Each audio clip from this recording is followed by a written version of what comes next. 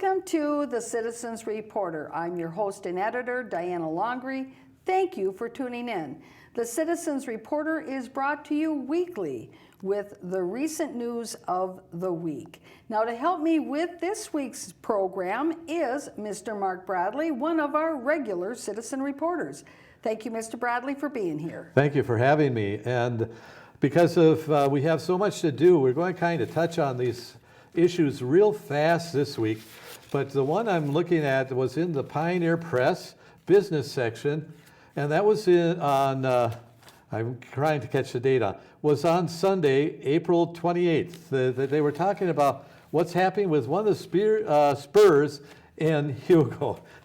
And this, of course, is a railroad spur, is what we're talking about, correct? Exactly. And a railroad spur is the point of a railroad track where they can do switching between one track to another to another.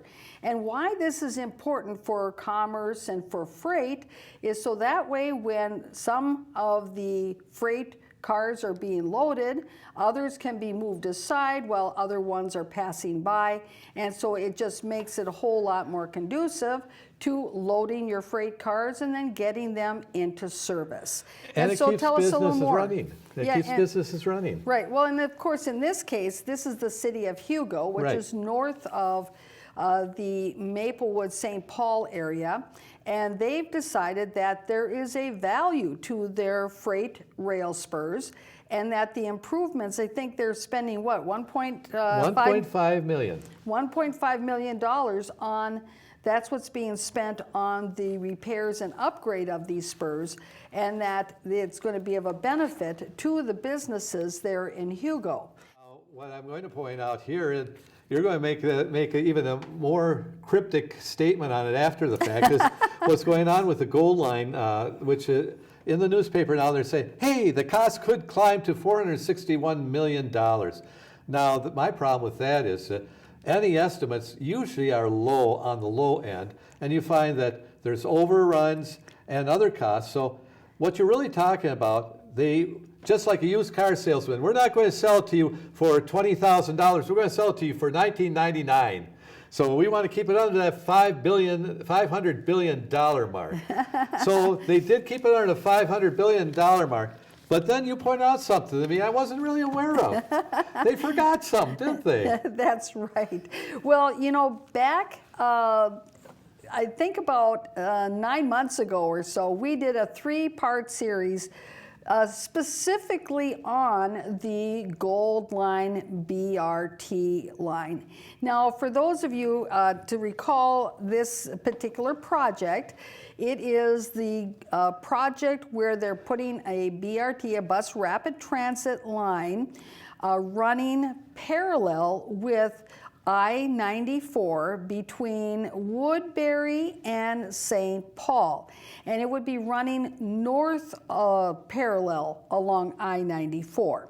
Now, we focus primarily on that area that is going through Maplewood and the fact that they're going to have a stop at the 3M campus. However, there's not going to be any parking for the public at the 3M campus. And of course, the public isn't necessarily welcome to go on the 3M campus to use the station because, well, you know, 3M, they've got their trade secrets as they should protect them, and they don't want a lot of the public milling around their corporate headquarters. And they don't want you using their parking lots because it's for their employees. That's right. And so Maplewood, they had this huge presentation given to them about how there was going to be a land bridge that was going to connect the southern side of I-94 and that whole residential neighborhood over there, how this land bridge across I-94 was going to connect up that whole neighborhood to the 3M BRT station. However, you see, these costs that we're reading about in the paper, they don't have anything to do with that land bridge that was the pie in the sky idea. And certainly there's not still any way that residents of Maplewood are really going to have access to this station to use it whatsoever. So you see, Mr. Bradley, I think it's great that we've now seen that their costs could climb up to $461 million for this rapid bus transit, which basically mimics the express bus that already goes along there. But we can see that they're going to have to add on at least another $500,000 just to make one of the stations viable and functional for the public. And we should add an N in front of it. It's not so rapid transit because it's going to be a lot slower than the express bus from Woodbury that starts at the same station. Oh, that's right. They added 2 extra stops to it, so it's even going to be more, how should I say, encompassing and right, they've added more stops to the bus rapid transit route than to the express route. Right. So you're right. I think putting the word "not" in front of the BRT is excellent.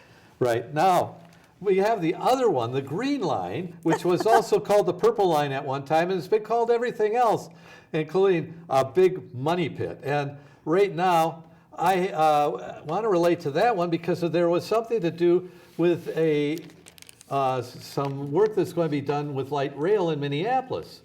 To run the line that's going to go through Minneapolis, they're going to tear out about 1,000 trees over in Minneapolis. And when you take a look at the width and breadth, and it's through a lot of wooded area for the Green Line as it is, I'm seeing that we're going to be looking at almost the same amount of trees taken out in Maplewood that's being taken out there. We're going to talk about at least Right. 300 to 500 trees and more like 1,000. Yes, so you're comparing the two Right. routes. This particular article is in the Star Tribune of Monday, April 22nd. And it is specifically about the Southwest Light Rail Transit Project, which is slated to take about $2 billion to build that.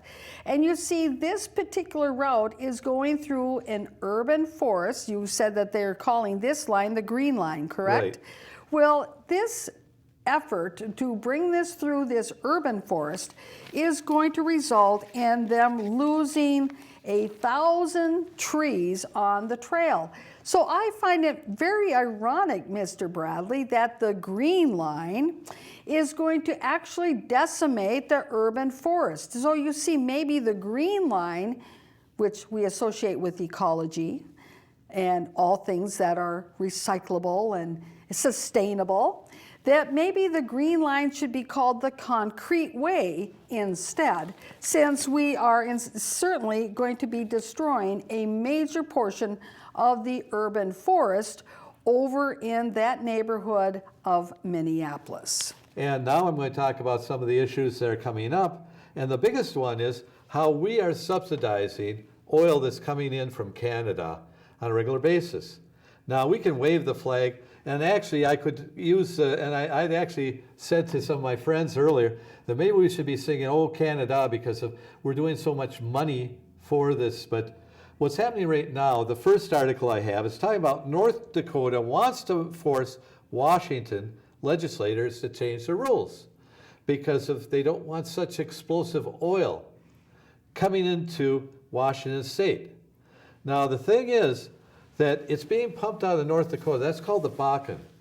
And the reality is this, that you start to ask the question, why is there not enough oil in that area to supply it? And there is enough oil, but what's happening is the oil companies want to get all that oil that's up in Canada. And I feel that when you start to realize the numbers and all the stuff I've done on the research, you're kind of shocked and realize that there's only 2 ways to do it. You either go through the mountains to the West Coast, which is actually, they have a couple of lines there, and they're doing that right now.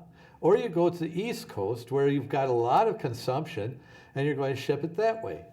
And now when you're looking at that stuff, you have to supply it to customers, and there's only so many people live in Canada and so many customers out there. So you're looking at export and places that have high demand. Right, so this in essence is pitting one state against the other. Right. It's pitting North Dakota against the state of Washington. And what it says here in this article, this is of the Star Tribune of May 1st. It says that the Washington's, this is a bill it's Right. pending in Washington state that is awaiting the governor's signature.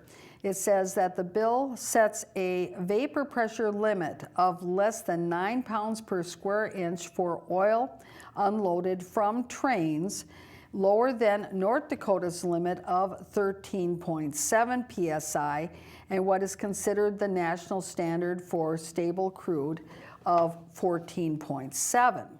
And so North Dakota's limit, it was implemented in 2015, and it builds in a 1 psi for a margin of error. So what this is saying is that the standard in the industry for the transport of stable crude oil of this psi vapor pressure is 14.7. And so North Dakota, they changed it to require it to be in their state, when it's going through their state, to Right. be 13.7. And the state of Washington now is looking to make it, when it goes through their state, to be 9 pounds per square inch.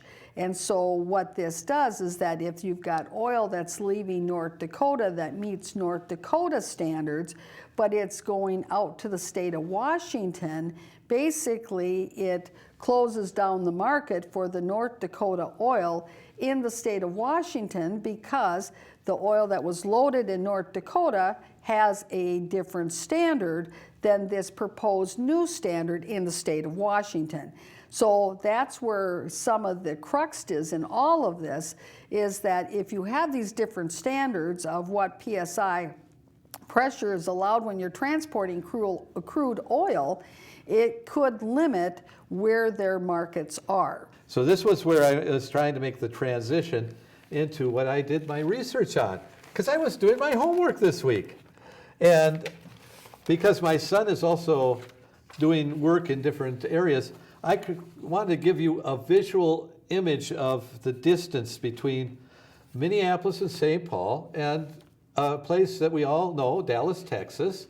And that is about 800 and some miles here, as registered on this slip.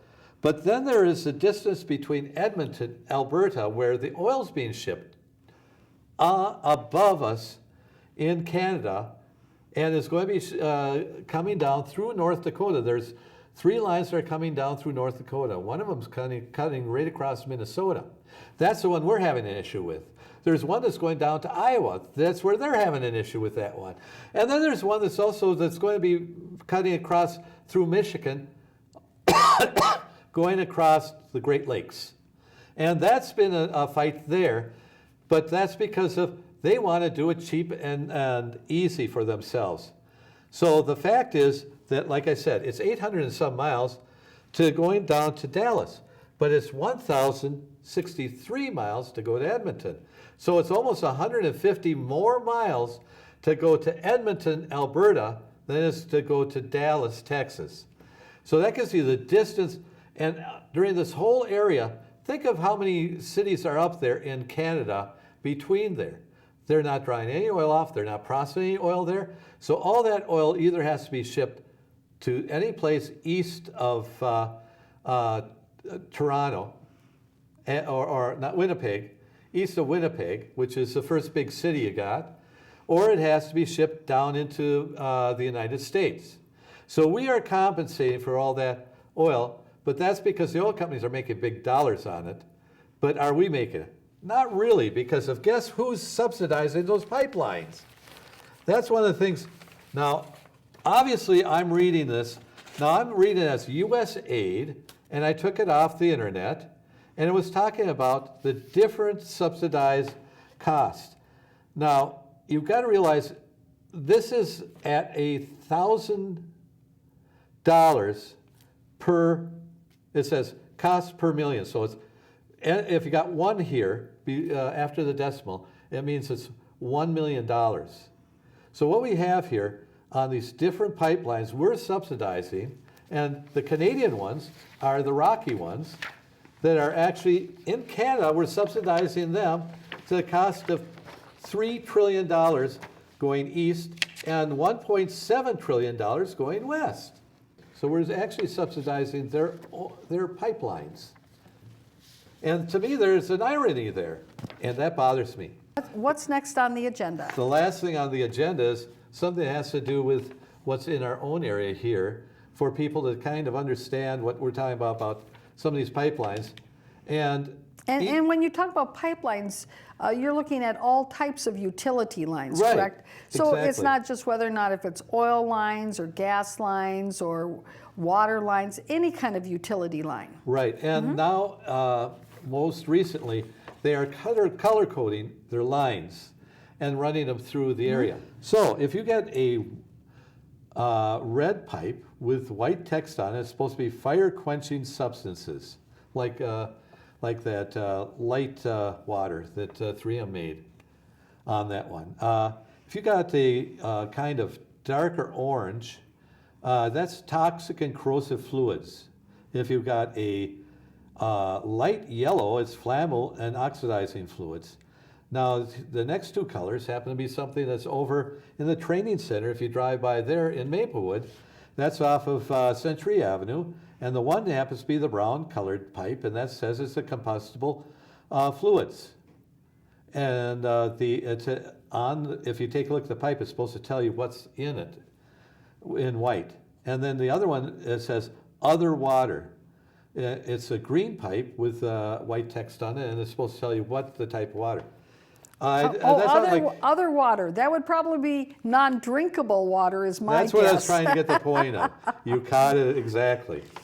And in another category here, when you have just a plain blue pipe, then that's potable water. So there's very good. There's a lot of different information here, so that if people do see pipes going in their neighborhood, go on the internet, take a look at the color of pipe and the key, and you'll know exactly what's going in. So turning over to the next half of our program, we're going to be finishing up on our follow-up on the Maplewood retreat that was held a few weeks ago at the new Wakefield Pavilion, the community building, that we have also had coverage on over the last few months.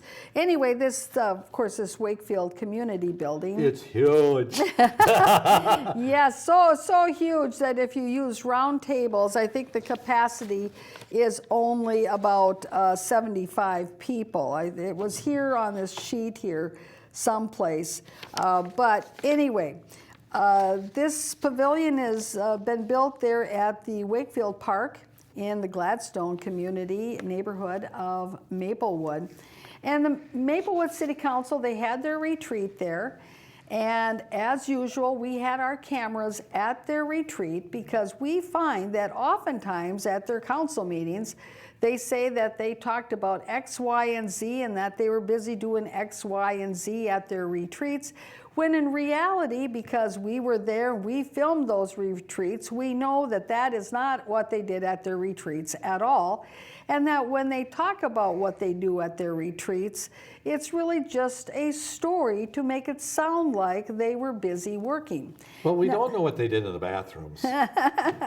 Well, they certainly weren't having any meetings in the bathrooms, I can assure you of that. Maybe they're doing high fives. They're too small. The bathrooms are too small. You couldn't get any more than you couldn't get any more than 2 of them in there at a time. That's why they couldn't be having a meeting there. So anyway, we were there at this retreat as well, and we filmed it. And as we reported in our past news programs, and as you heard in our film footage, the acoustics is very poor. So unfortunately, we don't have as good audio as we professionally would like to have, but it's the best we can do when we're in a building that has very poor acoustics. Now, where we left off is that We had covered the morning part of the session where City Manager Melinda Coleman went through all of the details of their strength finder that the City Council and the upper level city staff did, and here's all their results of their skills that each and every one of them have. And it was determined that of the whole entire City Council, not one of them has the skill of analytics or being an analytical thinker. Now that, of course, is dangerous for the residents of Maplewood not to have one council member being analytical. Now we found that on the city staff side of being analytical, they had the assistant city manager, they had Lois Knutson, who is the administrative and professional measurement coordinator, and they had Joe Shireen, the communications manager, in second for analytics. And of course, here we are. We don't have a city manager with analytical ability. We don't have a finance director with analytical ability. The two positions that you would hope the people running the city would have an analytical background to them. So anyway, so that's what they did for the whole morning, is just talk about their skill set. Then they went on into talking about where they are in their marketing and communications development plan, and how they've been able to put together a few videos over the past year since the last retreat, and whether or not that's having an impact, and having to hear that Joe Shireen has reported to the City Council that there are a number of likes and views on Facebook and on Twitter have not come up to the levels of expectation and the amount of market penetration that they were hoping for. And so they really do have to work on some other angle to get their message out.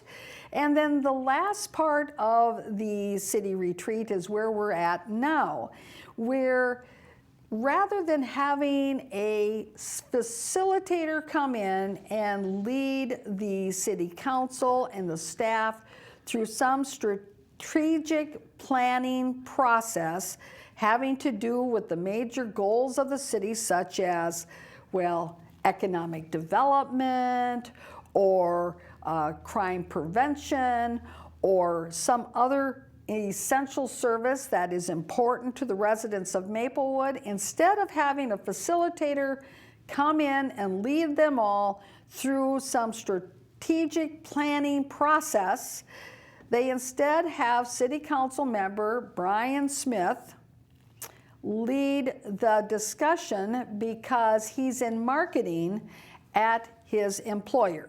So that's where we're at in our discussion and in our film footage. So with that, Mr. Bradley, let's get started with our first clip where Mr.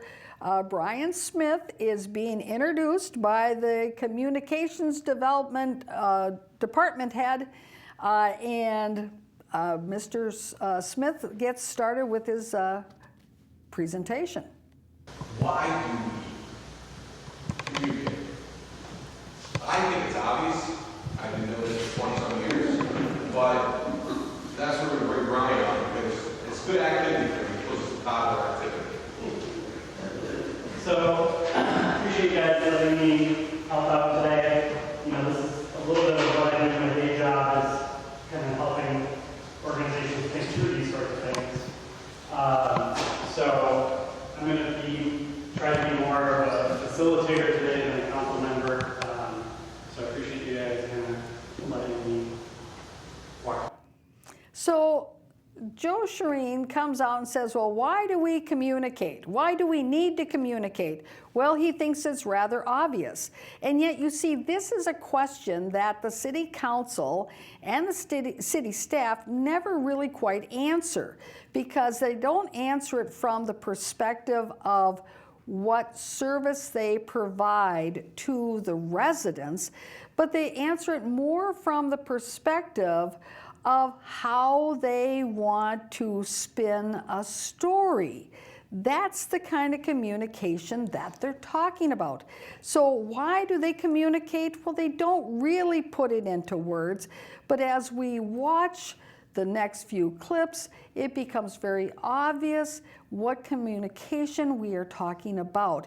And you could see that Brian Smith then is saying that, you know, he's going to take off his city council member hat and put on the hat of being a marketing guy, and that this is the type of job that he does in his day job of helping people, learning how to craft their message and to communicate their marketing. So let's continue. What I'd like to talk about first is this question, kind of why do we need to be good communicators? What is it about our current situation as a city and as a government that makes us need to communicate? I'm just going to any thoughts? No, this is sort of open forum. Yeah, to inform. Okay. Informal. So Mr. Smith asked the question, what is it about Maplewood that makes people want to be in Maplewood? Well, okay, that's a valid question, and you could see where he's going to be writing down this whole list of reasons why the council and the staff believe that people want to live in Maplewood. And certainly that's a good place to start, but then it's what you do with that afterwards that determines whether or not the question and the answers are actually going to be used to something that is worthwhile in this retreat. So let's continue as we watch the presentation. People want to live in you know, and people we can define later, whether that's existing residents or new residents, but we just want people to want to live because it's a great place to live. That does a lot of things for us. You know, and so to your point, then we want to tell them coming out of the city as it relates to making it an attractive place for people to live. Right? So everyone in this room does a lot of hard work for the city, and a lot of that residents aren't going to be really inspired by. It's part of doing business, you know, which server stack are picking to support the back end of the website, you know, but and I'm not saying it's not important, I'm just saying that for the purposes of communication, it's not maybe doing what we need to do. So he's talking about the purpose of communication. Now, he is no longer, obviously, in the role of a city council person. He's actually in the role of a staff person. And how I'm, as having been an elected person before myself, I never saw my role as being a staff person because I was elected by the people to represent them. And yet it seems so easy for him to go into that role of being a staff person. And he's saying, well, we want to get people to move to Maplewood. And yet, are they building upon what they should do in order to encourage people to move to Maplewood? Or are they only looking to fabricate a story that will entice people to move to Maplewood? And Mr. Bradley, that's where I see that there's a distinction here, is that this whole process is to develop a story to figure out how they are going to craft a message to sell people on moving to Maplewood, rather than what do they need to do in Maplewood to improve Maplewood so that people will want to come to Maplewood. And you see, those are two separate things. And I think before you had alluded to, either in this show or in a previous show, that you could be selling a car and you could be saying, well, it's got all these gizmos and gadgets to it, and say what a great thing it is. But on the other hand, if you haven't done the oil change and you haven't done the maintenance to keep it going and running smooth, well, there's a difference between the hype and the actual job. And I got your perfect example of that. There was a car called the Edsel, named after a very important person in the Ford industry, Edsel Ford. So it was designed as forward thinking as you could, but the public could not buy it. And that's where the marketing guy is supposed to be pointing out, you have to get people to like your area, and you have to sell it for reasons that are there. Now, we've been discussing for years about the fact of what I feel we should be saying about it. Now, as a marketing guy, why didn't he ask that question, what makes Maplewood great? What delineates it from everything else there and makes it where it's worth investing in? Right. How are we different? How is Maplewood different than Oakdale? What are some of the strengths of Maplewood that are stronger than Oakdale? Right. Stronger than North St. Paul, stronger than St. Paul, stronger than Vadnais Heights, stronger than White Bear Lake. And so if they could identify what those strengths are, where they are above what the communities around them are, then that is what gives them guidance on understanding how to best capitalize on those features, because they already excel at those features. And that's something that they did not do in this. Right. It's like they're starting from ground zero and just going over the same old groundwork that they've gone over from retreat to retreat to retreat. There's nothing new. And you picked out the right city to focus on, Woodbury, because Woodbury is right next to Maplewood, number Yes. one. And number two, why are they successful and Maplewood isn't? There is some things that were never done in Maplewood that are being done in Woodbury. There's also things that Maplewood should be doing that is not being done and being marketed out there. Right. I've been making the claim for a long time that if you want to get business and industry, this is one of the best places to be in. It is so exclusive. It definitely puts a diamond on it if you can market it right. Here you've got this guy who claims to be a marketer and he doesn't even know what the product that he has. I mean, Right. he's totally, what is it? Without any intelligence at all and naive is the way to put it. Right. Well, in our next clip, you will see then also how this marketing mantra switches the meaning of words from what one council person says to how he then encapsulates what he thinks they said. Let's take a look. Chief Nadeau's effort with Mike and others to diversify public safety, that is the kind of thing that for certain, especially certain communities of color, things like that, that could be a big reason to want to move here, right? Or the work we've done around environmentalism and parks and rec. And part of the reason people are already here is the location. And people live in the neighborhood cars and live off of one, and they go, I don't know if it's a reason here. They're looking for cars, and always they want what they want to do. Right. So there's a great example of a way into people want to live here because there's a good connected transportation. And for a lot of people, they don't even know where Maplewood is within the context of the metro, much less how you can transit in and out of that space, right?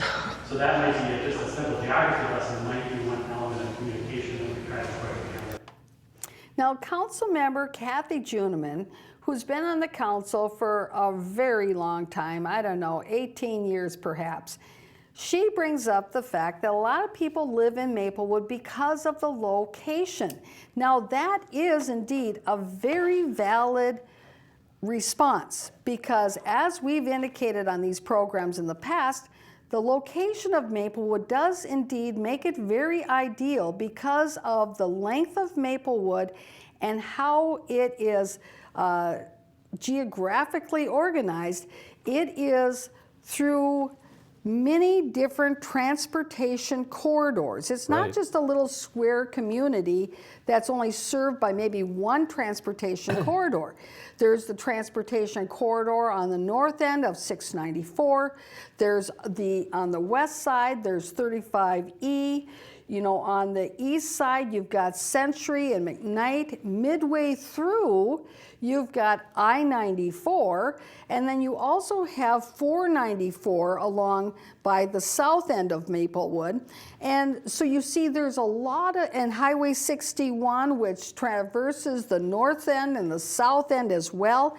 So there's a lot of good transportation corridors.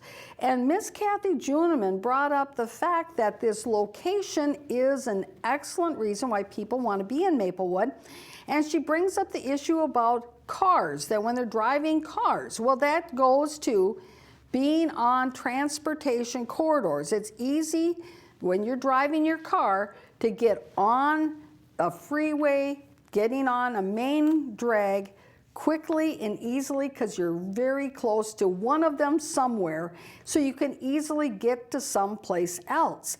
However, then Mr. Brian Smith says, and he twists that around, and he says, oh, that's good because there's good transportation in Maplewood.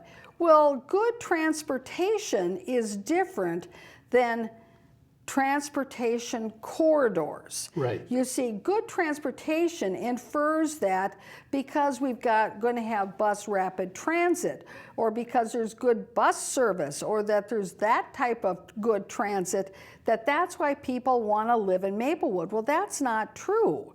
There isn't good transportation in Maplewood, and even with the Gold Line, which we've talked about, and the Purple Line, there still isn't going to be good transportation because neither of those lines truly serve Maplewood residents and where they need to go for their employment, because those two lines aren't connected to the main areas where the residents of Maplewood work.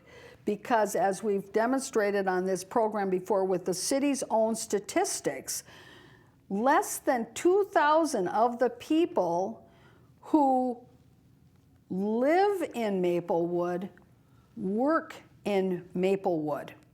And so that means that they all work somewhere else. And these two routes do not connect the people of Maplewood to where they work outside of Maplewood. Before we leave this, though, I'd like to enter what he actually said at the beginning and ask the question. What he said was, where is Maplewood? And the question begs it, because the fact is, this is where the city council should have been asking the question why people do not know where Maplewood is. That's a good point. And the fact is that because Maplewood does not advertise itself, it does not try to take care of itself.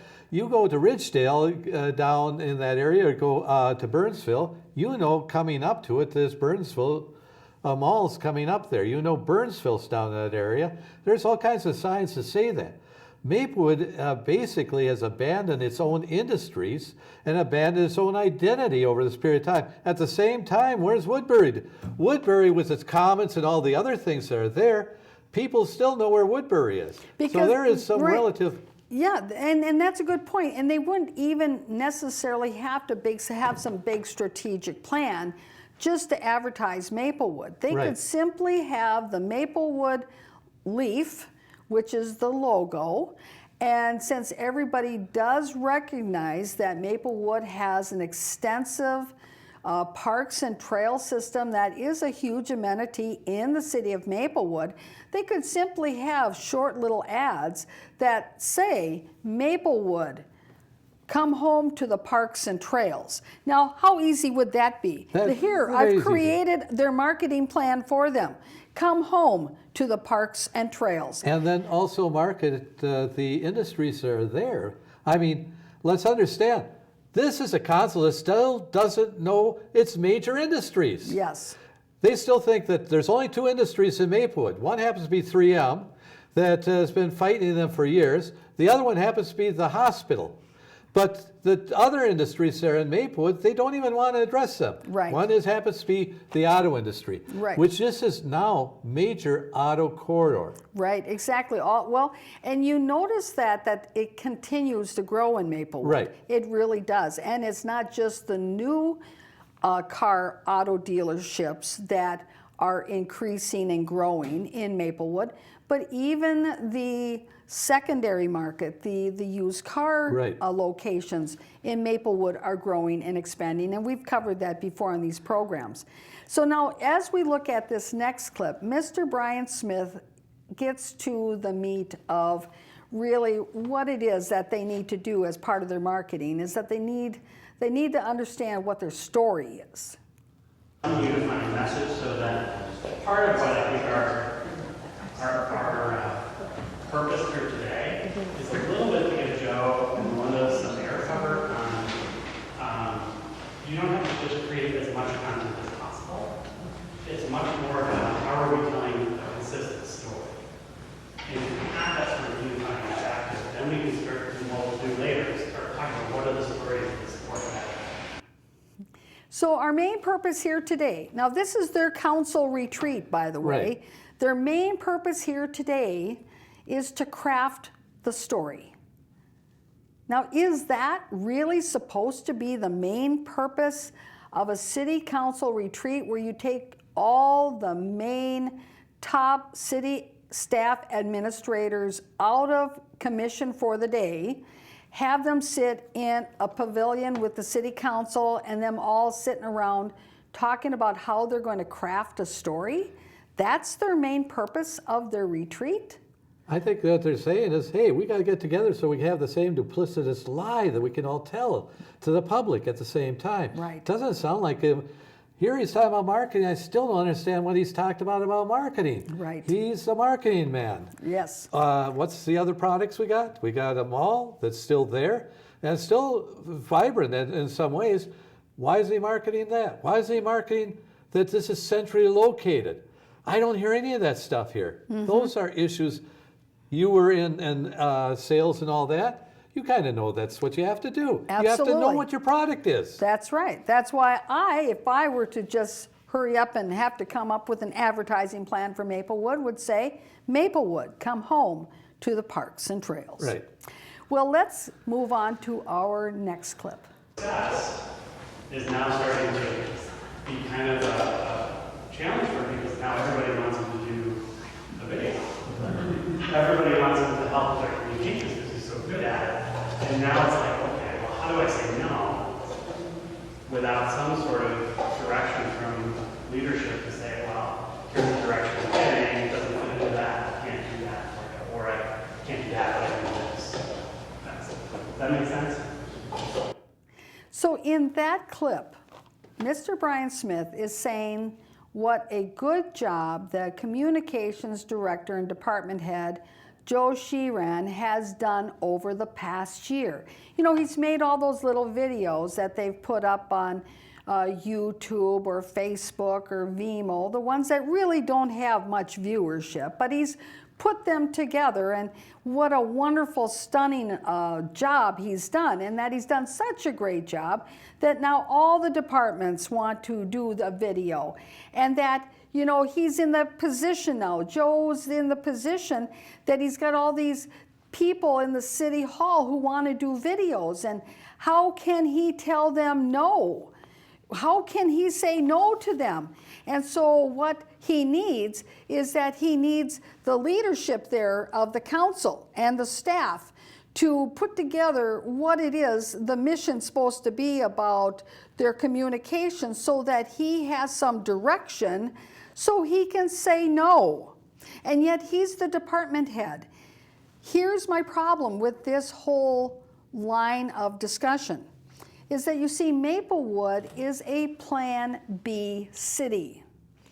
As a Plan B city, the person who runs the day-to-day affairs of City Hall and what the staff does or does not do is the city manager, not the city council, not the mayor, not Mr. Smith.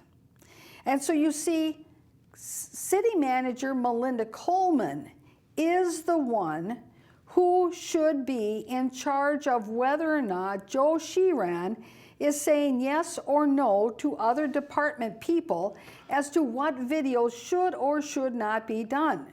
If the city manager does not have direction from the council, then she shouldn't have been waiting until the retreat to get it. She should have had it at a workshop and should have already decided and had this decided a year ago, not wait for this retreat. This is idiotic. And yet, you know, Mr. Bradley, what happened at the last city council meeting? The city council of Maplewood gave her a substantial raise.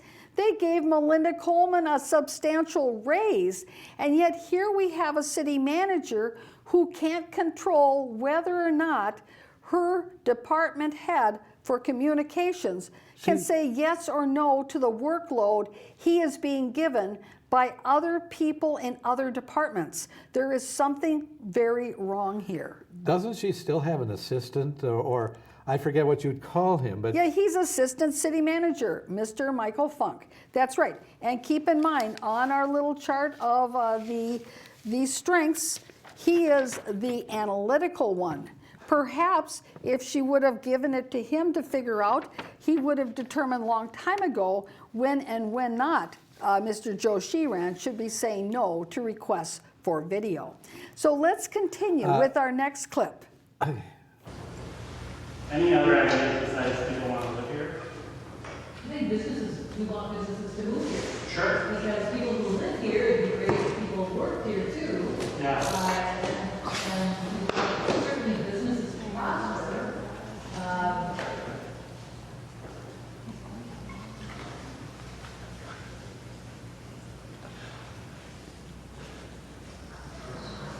And one of the things that's going on downtown Minneapolis, starting about 250 years ago, is the concept of good work. The what? Concept of good work. Yeah. And I want to, so pretty soon Minneapolis is going to have 30,000 to 40,000 people living downtown. And it's, you got to decide what comes first. So the whole idea of good work, is a balance between a nice place to live. And for us, with transportation coming in the way it is, that live work will look different than Minneapolis. People could live here in Maplewood and have all of these amenities and hop on transportation and be in downtown. So now they're finally getting to the concept of live work. And as you heard, the new council member, who's an appointed council member, by the way, Bill Knutson, he brought up, well, you know, what's going on in Minneapolis is this live work scenario where people live close to where they work. That is the model that they're building upon in Minneapolis.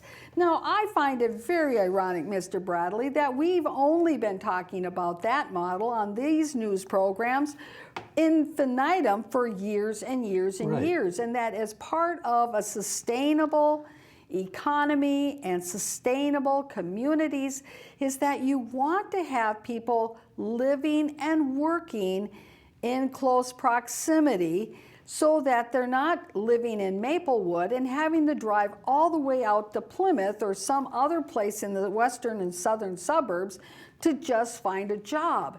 Well, this is like a light bulb came on. You heard the appointed mayor, Marley Abrams, bringing up, well, you know, people who live in Maplewood, they like to stay here if they're working here. Well, duh. And yet we know the statistic is that less than 2,000 of the people who live in Maplewood work in Maplewood. So how are they going to change this statistic? Now, in this whole discussion, that statistic never came up. The city staff never brought it up. Facilitator Brian Smith didn't remind the council of this statistic that these council members should know and should remember, since it was their meeting that we got this statistic from. And so you see, now they're talking about this issue of Well, people will want to live in Maplewood if they work here and if there's businesses in Maplewood that they can work at. Duh. Now, is No. this a hard concept, Mr. Bradley? Well, my biggest question here is, if that were true, then we wouldn't have to worry about the employees, which there is a lot of Maplewood employees who don't live in Maplewood. Well, yeah, but see, that's the point, is that how can you then market Maplewood and where people can live in Maplewood to the people who do work in Maplewood but choose to live somewhere else? That's my point. Because maybe that's what the council should be having as one of their strategic plans, is to determine those folks who work at 3M, which there are thousands and thousands and thousands of them, why do they not live in Maplewood? But a better question is, why don't all the people that are working in City Hall and city government also work in Well, Maplewood? there you go. They could have polled themselves in that retreat to say, okay, of all of you who don't live in Maplewood, why is it you don't live in Maplewood? Exactly. And you know, they would have had, we've got the 5 people on the council who live in Maplewood, and I think, let's see, I think that would be the only people in the room who live in Maplewood. Everybody else lives somewhere else. Maybe they could start with themselves as to why they're not living in Maplewood and what would entice them to move to Maplewood. Now, that would be an excellent way to figure out how to crack that nut. Kind of your exercise. I'd like to look at businesses moving here. What kind of businesses should be here? What kind of businesses make this a place where people want to live? We can have lots of businesses that are doing well that aren't necessarily businesses that are going to attract families. What kind of businesses do we want? Businesses with living wages.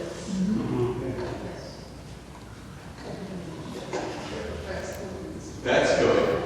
We want businesses with living wages. It's a start, but that might not be one here. I think we want What kind of businesses do we want? Well, now that is a very valid question.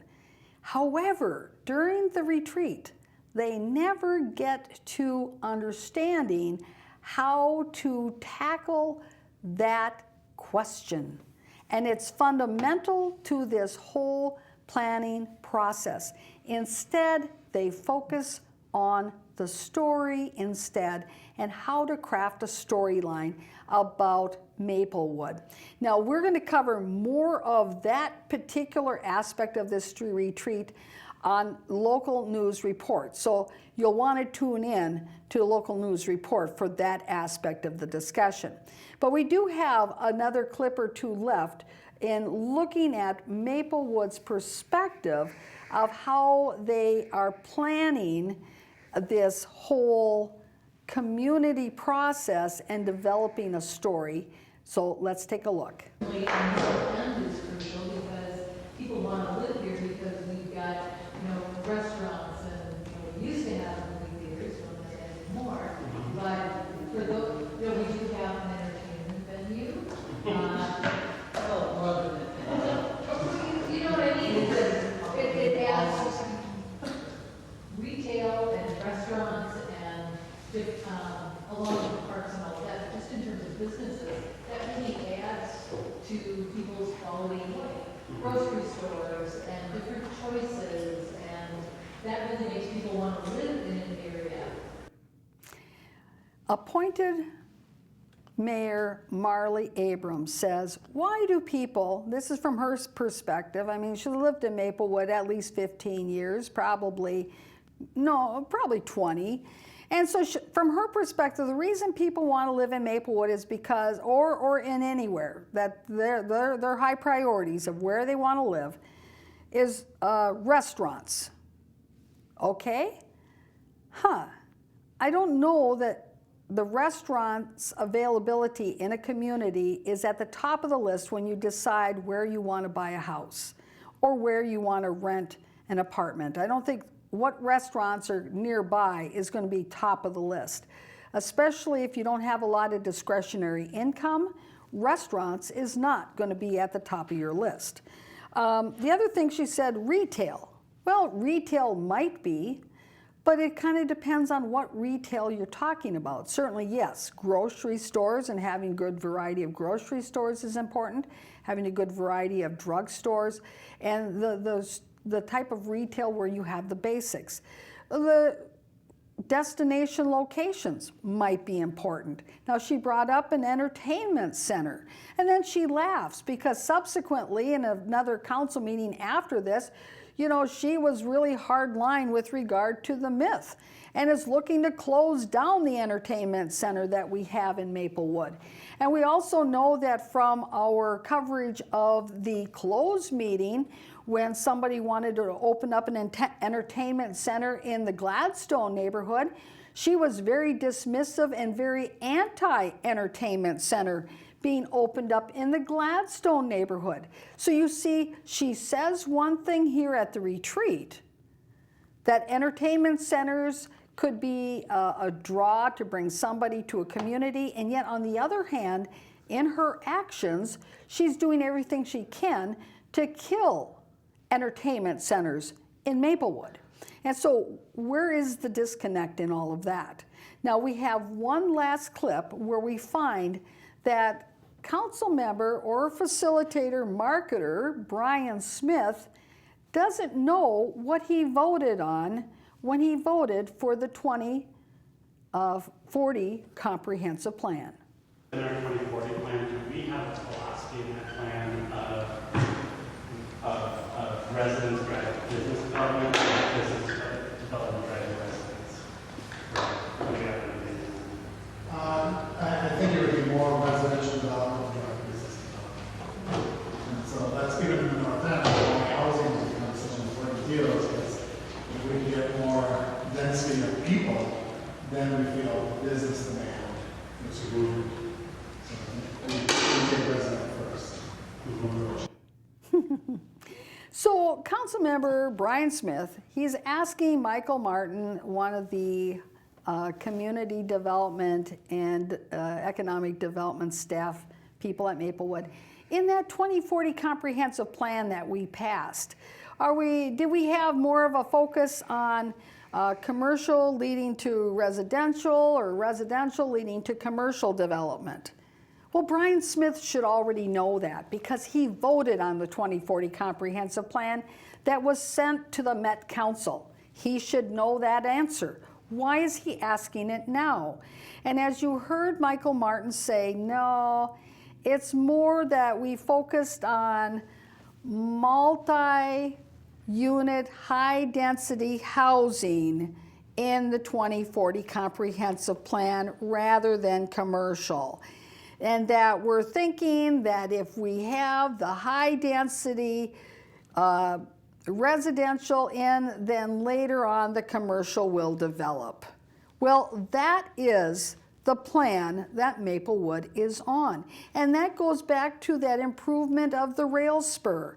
The improvement of the one single freight rail spur in Maplewood is at a low priority because Maplewood has guided that area to be high-density housing, unlike the city of Hugo that understands that those freight rail spurs are important to commercial development in their community. Maplewood has lost their way. One thing I'd like to add at the very end here is, I watched this whole thing, all the clips we had, and I noticed that this could have been held in the back room of a city council meeting because the only person that spoke other than the council members was Martin.